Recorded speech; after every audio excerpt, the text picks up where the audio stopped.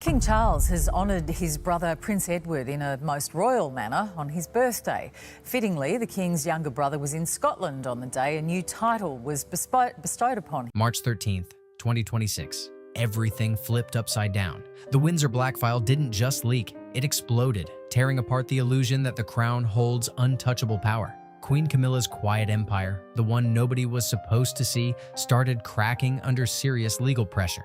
And the wild part? The push came from inside the palace itself, led by Lady Louise and Zara Tyndall. Now, the House of Windsor isn't just shaken, it's staring straight at chaos. Right at the center of this storm is Camilla, a figure who moved in silence for years, pulling strings behind all that royal shine.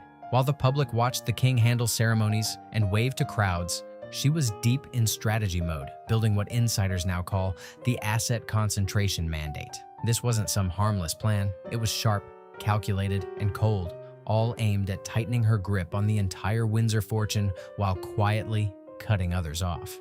For 18 months straight, she had unchecked influence. Also in the UK, King Charles III has made his youngest brother, Prince Edward, the Duke of Edinburgh. The title was last held by their father, Prince Philip, from 1947 until his death in 2021. Over the privy purse, leaning in close and shaping the king's thinking step by step, she painted this picture of a modern monarchy. But behind that clean image was a financial wipeout in motion. Her mission was clear: strip Prince Edward and Sophie, the Duchess of Edinburgh, of their independence. And make no mistake, this wasn't random. It was personal, especially when it came to Sophie. Sophie had always been different, low-key but deeply respected, especially by the late queen. She didn't need a crown to earn loyalty, and that alone made her stand out in a system built on hierarchy. To Camilla, that kind of influence was dangerous. So the move? Cut off resources, limit access, and slowly push them into a position where they'd have no choice but to depend on royal favor just to stay afloat. The bigger play was control, pure and simple. Camilla believed that if she locked down the money, she could lock down the entire family. No funds, no freedom, no resistance. That was the mindset driving this whole operation. She was building a tighter, tougher inner circle with Charles, one where nobody steps out of line without consequences. But here's where it all started falling apart. She misjudged the next generation completely. She saw Prince Edward as passive and his daughters as background figures who wouldn't make noise. Big mistake. What she didn't see coming was how closely they were watching, how much they were picking up, and how ready they were to act. And even worse for her, she left behind a trail. Documents, decisions, patterns, all stacking up into something impossible to ignore. That paper trail didn't just raise eyebrows, it set the stage for everything to blow back on her. The same system she tried to control? It's now the thing exposing her moves in full view. This morning, everything got real. At the Privy Purse entrance, the legal strike team from Farrer & Co. didn't show up to talk things through, they came locked in and ready to act. This wasn't some last-minute move either. It was the final step of a carefully planned forensic operation that had been building behind the scenes for a long time. Inside the king's private study, the energy shifted fast. Staff described the atmosphere as heavy, tense, almost frozen. King Charles III, a man who spent his whole life preparing to carry the crown, now looked like someone cornered with nowhere to turn. The pressure wasn't quiet anymore. It was right in front of him. He sat across from his legal team, hands unsteady, staring down a massive stack of documents that told a story he couldn't ignore. This wasn't just paperwork. It was detailed evidence pointing to unauthorized use of assets that had been specifically assigned to his brother. His voice, usually firm and commanding, came out strained as he demanded answers on how this situation even got this far. What he heard back hit hard. The challenge didn't come from outside enemies or political rivals. It came straight from within the royal system itself. The authority behind it was rooted in the final, legally binding instructions left by Queen Elizabeth II. Instructions that, over time, had been overlooked while decisions were being influenced behind closed doors.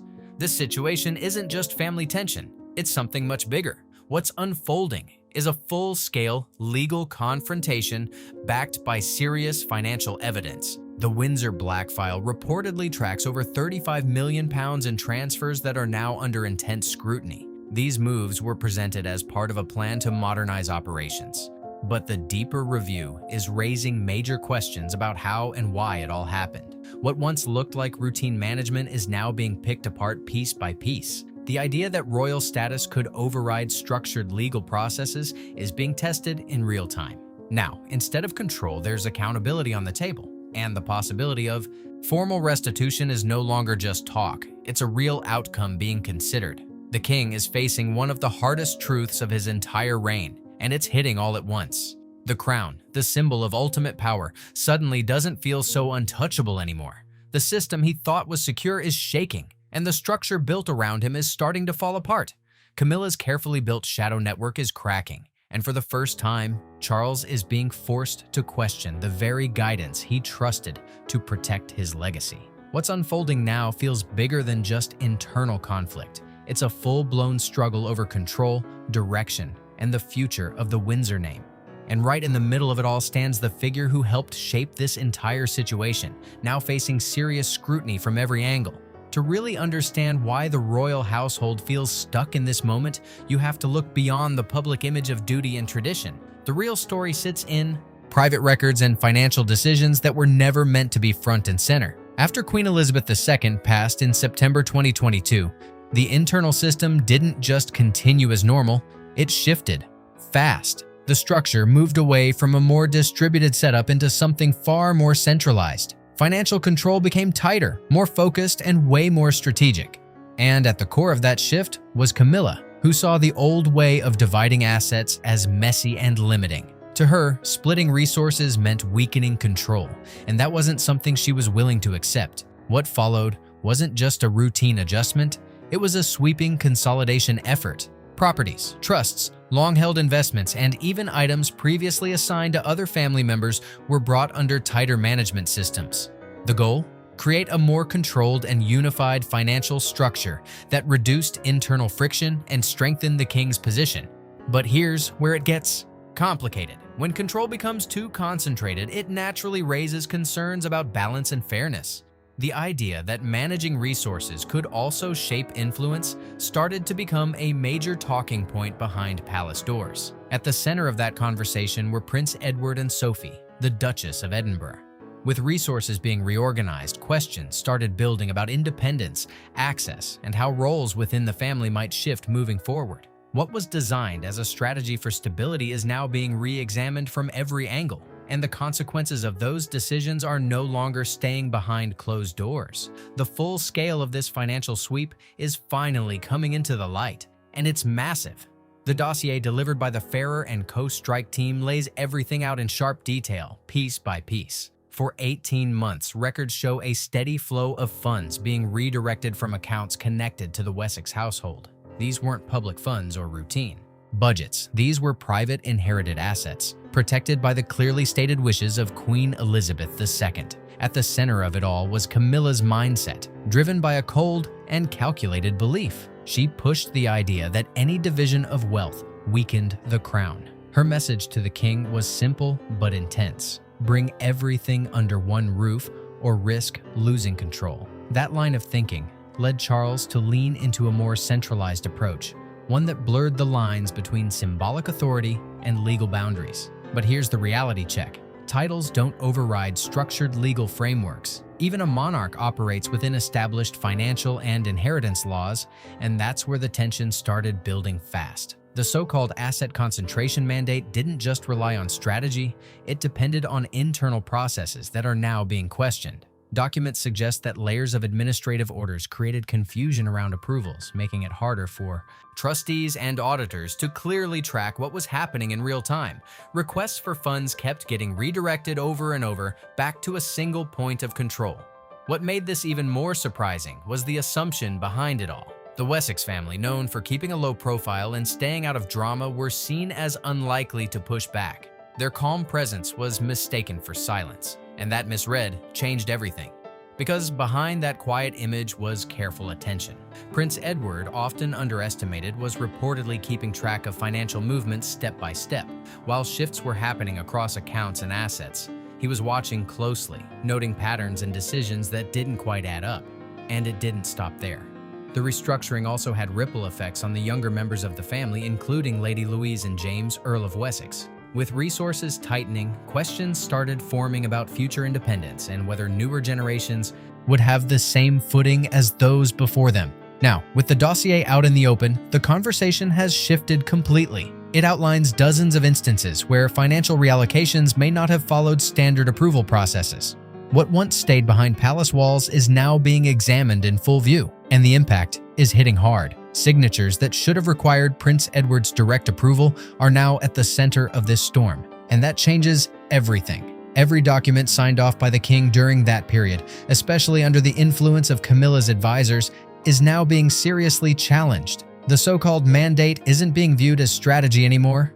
It's being seen as pressure, a tool that pushed decisions in a direction that's now under heavy legal scrutiny. And when you dig into the paperwork, one thing becomes hard to ignore. Camilla's presence is stamped all over these decisions. This wasn't just about oversight or routine.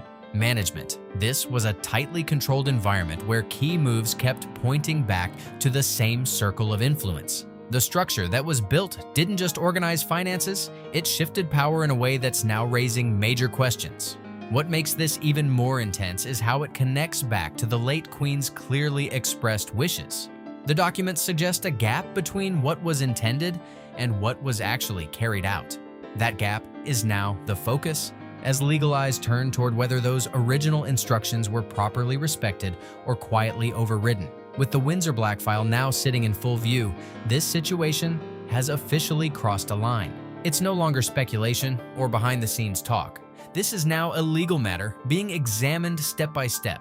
The asset concentration mandate isn't holding the same weight it once did. Instead, it's being treated as key evidence in a much bigger question about authority, responsibility, and limits. What was meant to secure stability has instead triggered one of the most serious challenges the modern royal structure has faced. The very plan designed to strengthen control is now the reason everything is being pulled apart and re-examined. And here's where things take an unexpected turn. For years, many assumed Prince Edward would stay quiet under pressure, just as he had in the past. But that assumption missed something important. Silence doesn't always mean agreement. Because the real shift didn't come from senior officials or long-standing advisors. It came from the next generation. Lady Louise Windsor and Zara Tindall stepped in with sharp awareness and timing that caught everyone off guard. While decisions were being made at the top, they were quietly paying attention, connecting details, and preparing their move.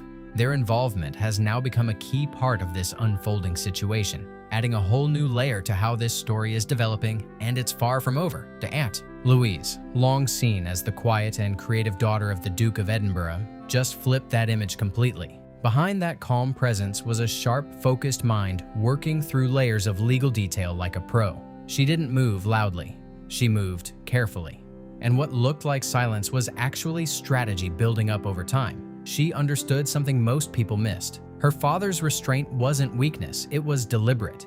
It created space, allowing decisions to stack up, forming a situation that could later be challenged with precision. Louise spent months digging deep into the asset concentration mandate, lining it up side by side with the sealed probate documents left by her late grandmother. And what she found hit hard. The approvals being used to justify those financial moves weren't fully complete. Key signatures from secondary trustees, required under the late Queen's final instructions, were missing. That detail changed everything. It meant the king wasn't just overseeing funds, he was potentially stepping outside the legal framework tied to those assets. Right beside her in this operation was Zara Tindall, known for her strong mindset and direct approach. Zara wasn't just watching from the sidelines, she was moving through the system, connecting people, and keeping communication flowing between legal teams and trusted palace staff. She carried herself with confidence, not relying on titles or formalities, just results. And it was Zara who played a key role in securing the Windsor Black file itself. With help from archive staff who had grown concerned about unusual financial patterns, she helped bring critical records into the spotlight. Together, Louise and Zara formed a tight, focused alliance. Their priority wasn't status, it was clarity, accountability, and protecting what they believed was the true intent behind the late Queen's plans. Everything came to a head in the early hours of March 16, 2026, AI's moment that shifted the entire situation. At exactly 10 a.m. inside the Oak Room, they stepped forward without hesitation. No formalities, no delay, just action. They entered with purpose, carrying a detailed collection of documents that laid everything out clearly. In front of the king and his advisors, they presented evidence challenging the legality of the financial decisions that had been made. Louise spoke with sharp focus, breaking down each point with calm precision. Every detail connected, every gap highlighted. What had once been hidden in layers of paperwork was now fully visible and impossible to ignore. She broke it down step by step, and it hit hard. Lady Louise laid out how the king's approvals didn't just shift money around, they directly impacted her parents' inheritance, her own future, and the financial stability of the wider family. Every point landed with weight, backed by documents that couldn't be brushed off. Right beside her, Zara stepped forward and raised the stakes even higher. She presented the letters of restitution, clear, direct, and impossible to misunderstand.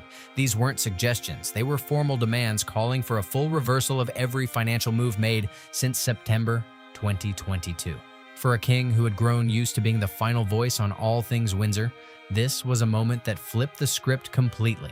Standing in that room, he was forced to face a reality he didn't see coming. He had been outplayed, not by rivals or outsiders, but by his own family who came prepared and precise. This wasn't just about challenging authority, it was about exposing the limits of it. By laying out the legal gaps, Louise and Zara didn't just question decisions, they showed where the process may not have aligned with established rules. That shift turned everything from internal tension into a serious legal situation.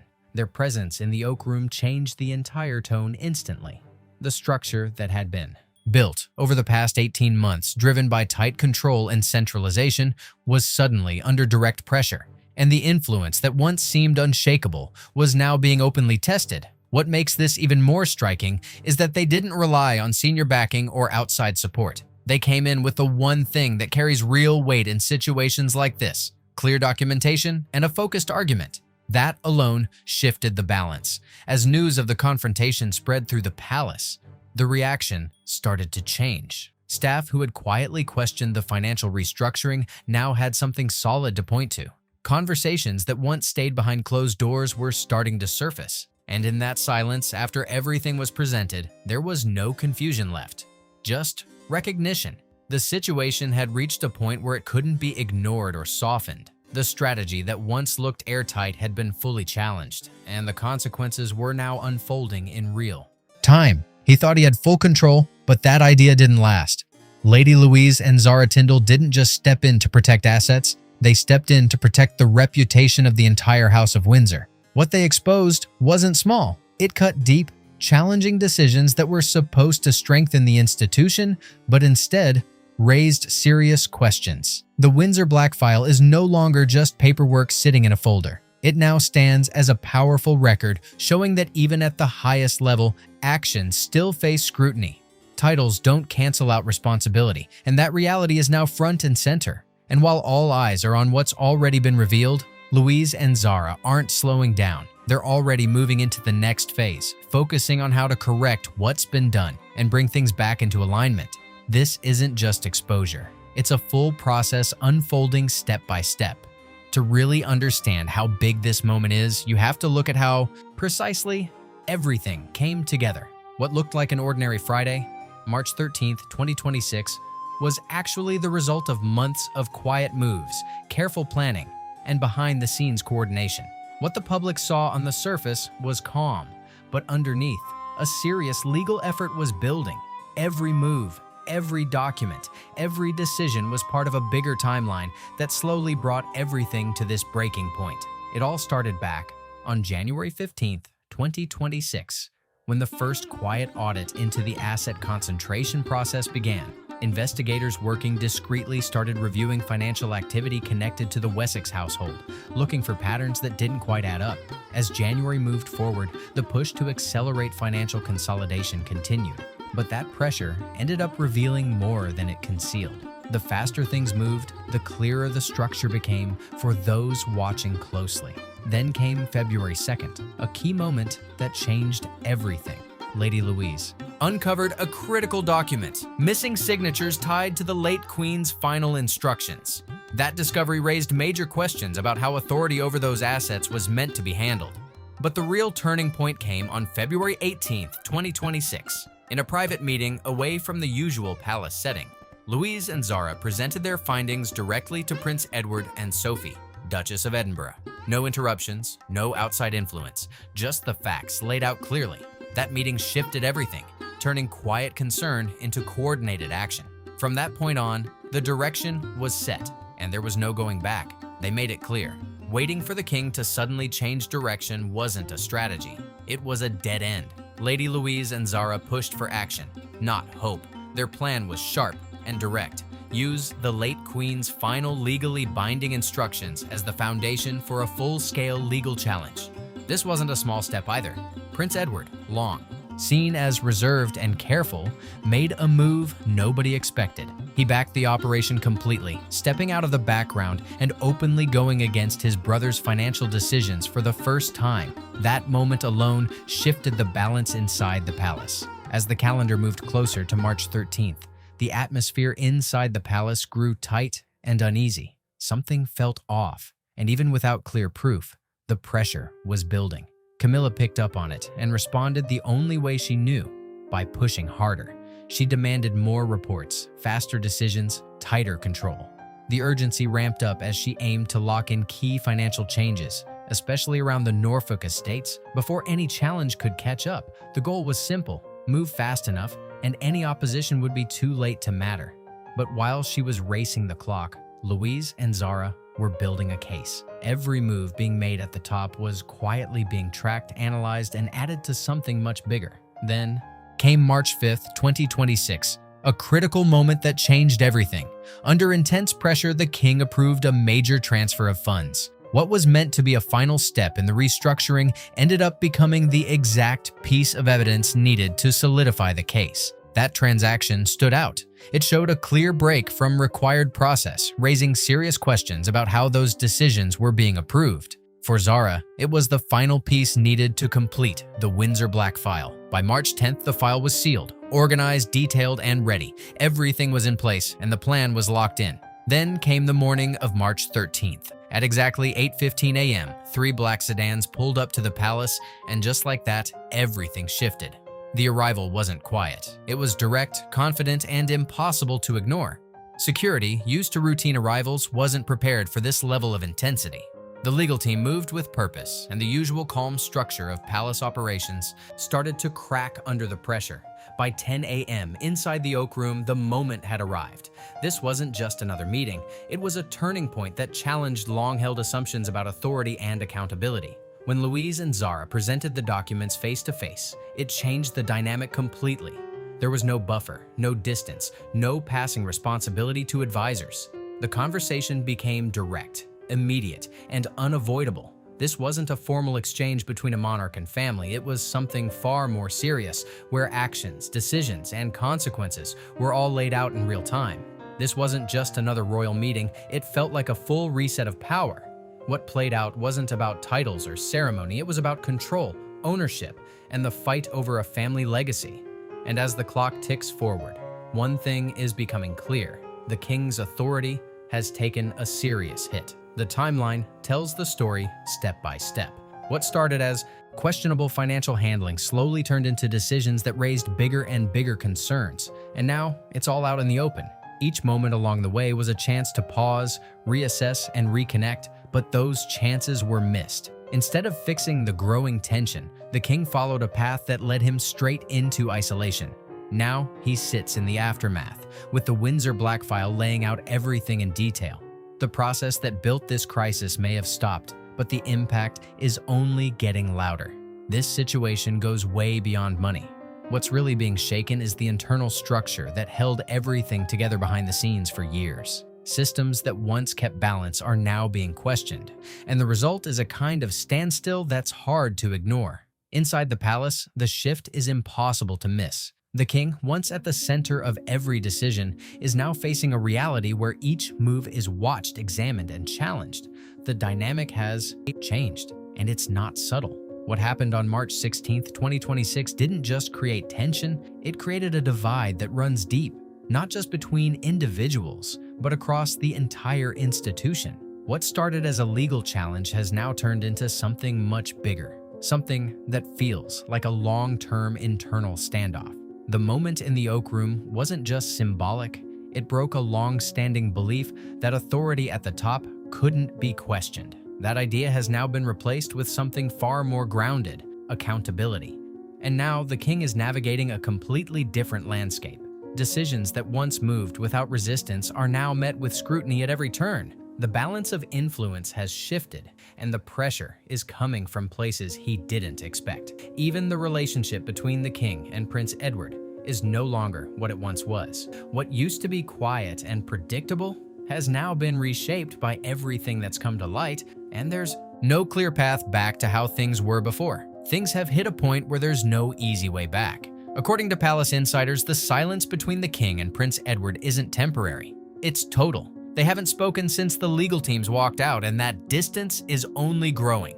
By the afternoon of March 16th, the impact was still settling in. The king, shaken by everything that unfolded, had withdrawn into his private quarters. Reports suggest he signed the letters of restitution under intense pressure, and since then, he's been keeping to himself, struggling to process just how much the situation has changed. For the first time during his reign, he's facing something unfamiliar, a position where his authority doesn't carry the same automatic weight. That shift isn't subtle, and it's being felt across the entire palace. And then there's Camilla. Once seen as a central force behind the financial restructuring, her position has taken a serious hit. The exposure of her involvement in key decisions has changed how she's viewed, not just publicly, but within royal circles too.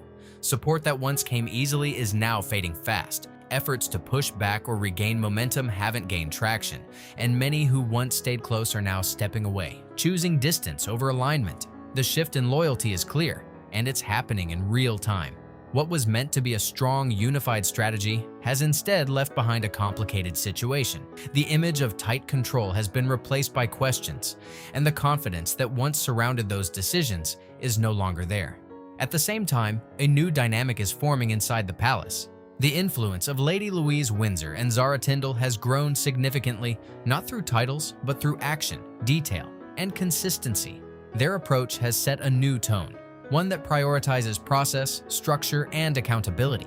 That shift is being noticed everywhere. It's creating a new kind of awareness among staff and advisors, where every decision is being looked at more carefully than before. The idea that actions could be reviewed or challenged at any moment is now part of the environment, and that tension is showing up in everyday operations. Events are being planned with extra caution, interactions are more controlled, and the natural flow that once defined royal appearances has been replaced with something more calculated. What used to feel unified now feels carefully managed. The outward image of calm is still there, but underneath, the strain is impossible to ignore. Now, every public appearance feels loaded with tension. Any moment could turn into a quiet show of resistance or a subtle break from tradition. The king is trying to project stability, but the distance between him and other family members is becoming harder to hide. It's not dramatic on the surface, but it's definitely there, and people are noticing. The institution itself feels stuck, like it can't fully move forward or reset. On paper, the king still holds the title of sovereign, but in practice, things have changed. When it comes to major financial decisions tied to private family assets, he's no longer operating alone. Now, every big move, funding projects, making investments, adjusting structures, requires discussion and agreement. That shift has completely changed how decisions are made behind the scenes. What once looked like clear, centralized control has turned into something more balanced but also more complicated. The king is now working within boundaries that are being closely watched and at times challenged. The Windsor Black File didn't just highlight financial questions, it changed the flow of influence.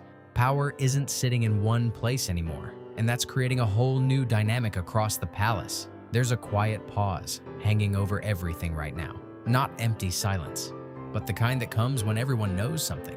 Major just shifted. Inside the palace, it feels like the end of one era and the uncertain start of another. The king is no longer the single point everything revolves around. Instead, he's one voice among several, all navigating a situation that's still unfolding.